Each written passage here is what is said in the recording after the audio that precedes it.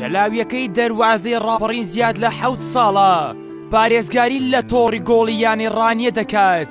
ئەو گۆڵ پارێزەی کە کوڕی یەک لە پیاوە گەورە و بەناوبانگەکانی دەروازەی ڕاپەڕینە نیمچە تەمەنێکە خەریک نووسینەوەی داستانە بۆ یانەی شارەکەی.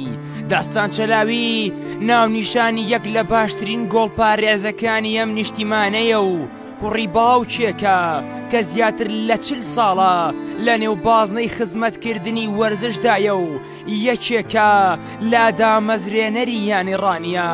چەلاوی لە پێناو پاراستنی شەڕەفی تۆڕی گۆڵەکەی هەموو یاریەک دەبێتە جێگای تێڕامان و نوسخەیەکی نوێی هەوڵدان و خۆ هەڵدان بە ناوی خۆیەوە تۆمارەکات.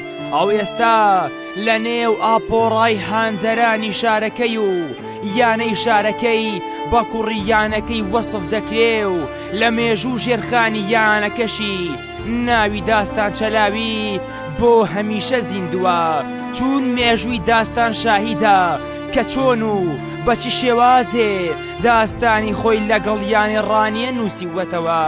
چەلاویەکەی دەروازەی ڕاپەڕین لە پێناو شکۆ و بەرز ڕاگرتنی ناوی یانی شارەکەی هەموو ئەو ناوانەی ڕەت کردووەتەوە کە بۆ بردنە دەرەوەی لە یانەکەی هاتووەتە پێش.